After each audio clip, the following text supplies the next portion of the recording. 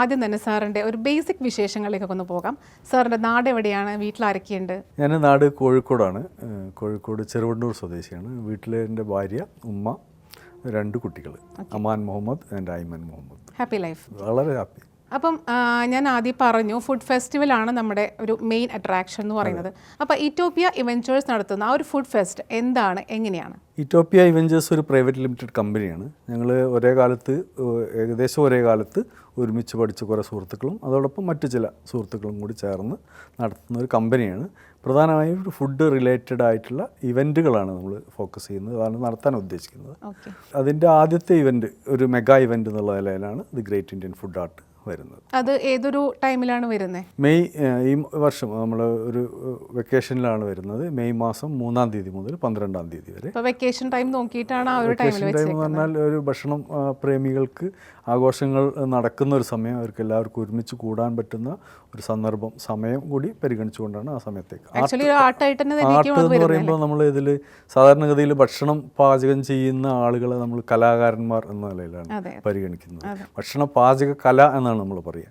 പാചകം മറ്റു പലതും പോലെ, അതായത് ഇപ്പം എന്താ പറയുക, നമ്മളൊരു സംഗീതം പോലെ, സംഗീതത്തിൻ്റെ ഒരു സ്വരസ്ഥാനങ്ങളുടെ ഒരു പ്രത്യേക തരത്തിലുള്ള വിന്യാസം കൊണ്ടാണ് സംഗീതം ഉണ്ടാകുന്നത്. അതുപോലെ തന്നെ കവിത എന്ന് പറഞ്ഞാൽ വാക്കുകളുടെ പ്രത്യേക തരത്തിലുള്ള വിന്യാസം കൊണ്ടാണ് ഉണ്ടാകുന്നത് കവിത ഉണ്ടാകുന്നത്. അതുപോലെ മറ്റെല്ലാ കലകളും, ഇപ്പോൾ ചിത്രം തന്നെയായാലും നിറക്കൂട്ടുകൾ കൊണ്ട് നമ്മൾ വരച്ചുണ്ടാക്കുന്ന ഒരു സാധനം. അതുപോലെ തീർത്തും അതുപോലെ തന്നെ പാചകം എന്ന് പറയുന്നത് അതിൻ്റെ ചേരുവകൾ യഥാവിധി ചേരുമ്പോഴാണ്, അതിൻ്റെ ശരിയായ അളവിൽ തോതിൽ ആ പാചകത്തിൽ ചേരുവകൾ ചേരുമ്പോഴാണ്, ആ ചേരുവകൾ യഥാവിധി ചേർക്കുക എന്നുള്ളത് വളരെ കലാപരമായ, വളരെയധികം എന്താ പറയുക, സർഗസിദ്ധി ആവശ്യമുള്ള ഒന്നാണ്. ആ രീതിയിൽ കലാകാരന്മാരാണ് ഇവർ എന്നതാണ് നമ്മൾ പറയാൻ ശ്രമിക്കുന്ന ആദ്യത്തെ കാര്യം.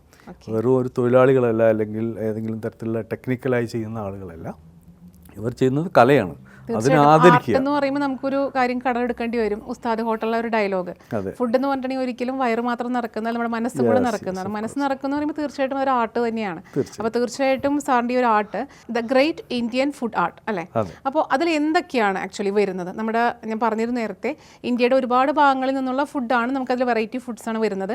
ഫുഡ് ലവേഴ്സിൻ്റെ ഒരു ഗ്രേറ്റ് ഓപ്പർച്യൂണിറ്റി ആയിരിക്കും ഓഫ് കോഴ്സ്. അപ്പോൾ എത്രത്തോളം ഏതെല്ലാം ഭാഗത്തു നിന്നുള്ള ഫുഡാണ് നമുക്കതിൽ കിട്ടുന്നത്?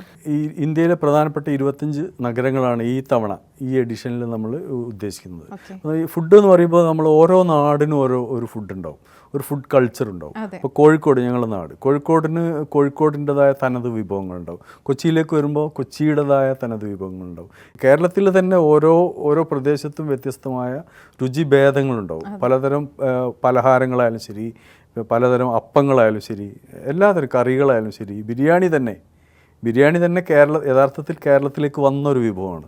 പക്ഷെ അത് കേരളത്തിൻ്റെ പല മേഖലകളിൽ പല തരത്തിലാണ് ഉണ്ടാക്കുന്നത്, പാചകം ചെയ്യപ്പെടുന്നത്. അതേപോലെ ഇന്ത്യയുടെ ഓരോ നഗരങ്ങൾക്കും ഒരു ഭക്ഷണ സംസ്കാരത്തിൻ്റെ ഒരു കഥ പറയാനുണ്ട്. ആ ഭക്ഷണ സംസ്കാരത്തിൽപ്പെട്ട അതിൻ്റെ ഒരു പാരമ്പര്യ തനിമയുള്ള ഭക്ഷണങ്ങൾ നമ്മൾ ഒരിടത്ത് എത്തിക്കുക എന്നുള്ളതാണ് ഈ ഇവൻറ്റിൻ്റെ ഒരു ഏറ്റവും വലിയ പ്രത്യേകതയായി നമ്മൾ പറയാം. നമ്മൾ കുറച്ച് നാൾ മുന്നേക്ക് വരെ കേട്ടിരുന്നത് chicken biryani, beef biryani, mutton biryani, ഇതിലാണ് നമ്മുടെ ഒരു ബിരിയാണി നമ്മൾ ഒതുക്കിയിരുന്നത് അല്ലെങ്കിൽ ഒതുങ്ങിയിരുന്നത്. അപ്പോൾ ഇതുപോലുള്ള ഒരുപാട് വെറൈറ്റി ഓഫ് ബിരിയാണീസ് അടക്കമുള്ള നമുക്ക് തീർച്ചയായിട്ടും ദ ഗ്രേറ്റ് ഇന്ത്യൻ ഫുഡ് ആർട്ടിൽ നമുക്ക് എക്സ്പ്ലോർ ചെയ്യാൻ പറ്റും അല്ലേ? തീർച്ചയായും. പക്ഷെ അത് ആ തരത്തിലല്ല. നമ്മൾ അതിൻ്റെ ഒരു അത്തരം വൈവിധ്യങ്ങൾ അല്ലെങ്കിൽ വൈവിധ്യപരമായ രീതിയിൽ അവതരിപ്പിക്കുക എന്നതല്ല. നമ്മളിതിൽ പ്രധാനമായി ഊന്നുന്ന ഒരു കാര്യം, ഭക്ഷണത്തിൻ്റെ ഒരു പാരമ്പര്യം ഉണ്ടാവും. ഒരു ഭക്ഷണം ഉണ്ടായി വരുന്ന ഓരോ നാട്ടിൽ, ഇപ്പോൾ ഉദാഹരണത്തിന് ഹൈദരാബാദിലെ ഹലീം എന്ന് പറയുന്നത് ഒരു ഭക്ഷണമാണ്, അതൊരു ഭക്ഷണ വിഭവമാണ്. പക്ഷേ അതിനൊരു ചരിത്രമുണ്ട്. അതുപോലെ തന്നെ ബിരിയാണി, ഇന്ത്യയിലെ ബിരിയാണിക്ക് ഒരു ചരിത്രമുണ്ട്. അതുപോലെ ഓരോ നാട്ടിലും ഉണ്ടാകുന്ന പ്രത്യേകതരം ഭക്ഷണം. നമ്മുടെ നാട്ടിൽ തന്നെ പലതരം അപ്പങ്ങൾ കേരളത്തിൻ്റെ ഒരു തനത് വിഭവമാണ്. അതേസമയം ബ്രെഡ് എന്ന നിലയിൽ പലതരത്തിലുള്ള ഇപ്പോൾ ഇഡ്ഡലി, അങ്ങനെ പല വകഭേദങ്ങൾ, അപ്പത്തിൻ്റെ പല വകഭേദങ്ങൾ ഇന്ത്യയുടെ എല്ലാ ഭാഗങ്ങളിലും ഉണ്ട്. പക്ഷേ അപ്പം എന്നത് തീർത്തും ഒരു കേരളീയ വിഭവമാണ്. അപ്പോൾ അതിന് തീർച്ചയായും ഒരു ചരിത്രം ഉണ്ടാവും. ഇങ്ങനെ ഓരോ വിഭവങ്ങളും നാടിൻ്റെ സാംസ്കാരിക പ്രധാനമായ പാരമ്പര്യമുള്ള ഭക്ഷണങ്ങളുടെ ഒരു മേള, ആ അർത്ഥത്തിലാണ് നമ്മൾ പിന്നെ ഈ ഗ്രേറ്റ് ഇന്ത്യൻ ഫുഡ് ആർട്ടിന് കാണുന്നത്. നമ്മുടെ ഒരു സ്ഥലത്തെ ആ ഒരു പ്ലേസിലെ ട്രഡീഷണൽ എത്നിക് ആയിട്ടുള്ള ഫുഡാണ് ശരിക്കും നമ്മൾ എക്സ്പ്ലോർ ചെയ്യുന്നത് അല്ലേ? അതെ അതെ. ഓക്കെ, അപ്പം ഒരുപാട് ഫുഡ് ലവേഴ്സിന് അതൊരു ഗ്രേറ്റ് ഓപ്പർച്യൂണിറ്റി ആണ്. ഇതിൻ്റെ ഒരു വലിയ പ്രാധാന്യം എന്ന് പറയുന്നത് ഈ വിഭവങ്ങൾ നമുക്ക് സാധാരണഗതിയിൽ റെസ്റ്റോറൻറ്റുകളിൽ കിട്ടുന്നുണ്ടാവും, പക്ഷേ അത് അത്രയും പോപ്പുലർ ആയിക്കൊള്ളുന്നില്ല. ഇപ്പോൾ ചില നാടിൻ്റെ ചില സീസണിൽ മാത്രം കിട്ടുന്ന വിഭവങ്ങളുണ്ടാവും. അതുപോലെ പലതരത്തിലുള്ള പ്രത്യേകതകളുള്ള വിഭവങ്ങളായിരിക്കും. ഇത് നമുക്ക് സാധാരണഗതിയിൽ കഴിക്കണമെങ്കിൽ ആ നാട്ടിൽ പോകണം. അപ്പോൾ കാശ്മീരിൽ പോയി, ഇപ്പോൾ കാശ്മീരിലെ തബക് മാസ് എന്ന് പറയുന്ന ഒരു ഫുഡുണ്ട്, ഒരു ഡിഷാണത്. അത് നമ്മൾ കഴിക്കണമെങ്കിൽ കാശ്മീരിൽ തന്നെ പോകണം. കാശ്മീർ അല്ലെങ്കിൽ ഇവിടെ ഉണ്ടാവാം, പക്ഷെ അതിൻ്റെ ശരിയായ രൂപത്തിൽ കഴിക്കണമെങ്കിൽ കാശ്മീരിൽ പോകണം. അപ്പോൾ നമ്മളിവിടെ ആ ഒരു വിഭവം കേരളത്തിലേക്ക് കൊണ്ടുവരുമ്പോൾ ആളുകൾക്ക് അതിൽ കൗതുകമുണ്ട്, അത് കഴിക്കാനുള്ളൊരു അവസരം നമ്മൾ ഒരുക്കുകയാണ്. ഇങ്ങനെ 100ഓളം വിഭവങ്ങൾ ഇന്ത്യയുടെ പല സിറ്റികളിൽ നിന്ന്, സംസ്ഥാനങ്ങളെല്ലാം നമ്മൾ നോക്കുന്നത് സിറ്റികളിൽ നിന്ന്. കാരണം ഇപ്പോൾ യു പിയിൽ നിന്ന് 2, 4, 5 സിറ്റികളിൽ നിന്നുള്ള ഫുഡ് നമ്മൾ കൊണ്ടുവരുന്നുണ്ട്, പഞ്ചാബിൽ നിന്ന്. അതുപോലെ പല സ്റ്റേറ്റിൽ നിന്നും 1, 2 നഗരങ്ങൾ നമ്മൾ സെലക്ട് ചെയ്യുന്നുണ്ട്.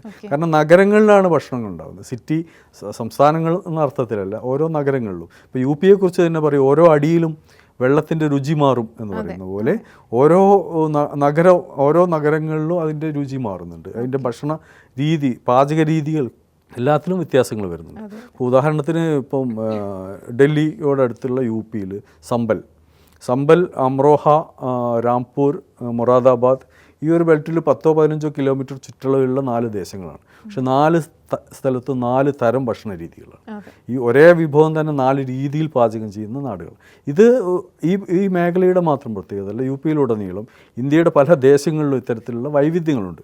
ഈ വൈവിധ്യങ്ങളെയാണ് നമ്മൾ കൊണ്ടുവരാൻ ശ്രമിക്കുന്നത്. തീർച്ചയായിട്ടും ഇപ്പം നമ്മൾ കേരളത്തിൽ നിന്ന് എടുക്കുകയാണെങ്കിൽ കോഴിക്കോട് എന്ന് പറഞ്ഞിട്ടുണ്ടെങ്കിൽ അത് ഫുഡിൻ്റെ ഒരു ഏരിയ ആണ്. ഇപ്പം പുറത്ത് നമ്മൾ അറബ്സ് നോക്കിയാൽ പോലും അവർ എടുത്ത് പറയുന്നത് മലയാളീസ് ആണോ അല്ലെങ്കിൽ ഫുഡാണോ എന്ന് പറഞ്ഞാൽ പിന്നെ കോഴിക്കോടിനെ അവർ ചോദിക്കുള്ളൂ. അത്രത്തോളം ഫേമസ് ആണ് കോഴിക്കോട് ഫുഡ് എന്ന് പറഞ്ഞാൽ. അപ്പോൾ അവിടെ തന്നെ ഒരുപാട് വെറൈറ്റീസ് ഓഫ് ഫുഡ്സ് ഉണ്ട്. അപ്പോൾ തീർച്ചയായിട്ടും നമ്മൾ നോർത്തിലേക്കൊക്കെ പോവുകയാണെങ്കിൽ ഇതുപോലെ തന്നെ ഒരുപാട് വെറൈറ്റി ഫുഡ്സ് നമുക്ക് കിട്ടും. പക്ഷേ ഈ നമ്മുടെ തിരക്ക് പിടിച്ചിട്ടുള്ള ആ ഒരു ജീവിതത്തിനിടയിൽ അവിടെ ഒന്നും പോയി നമുക്ക് ഫുഡ് എക്സ്പ്ലോർ ചെയ്യാനായിട്ട് സാധിക്കില്ല. പക്ഷേ ഇങ്ങനത്തെ ഒരു ഫുഡ് ഫെസ്റ്റ് വരുമ്പോൾ തീർച്ചയായിട്ടും അത് 9 days അല്ല ആക്ച്വലി വരുന്നത് അല്ലേ?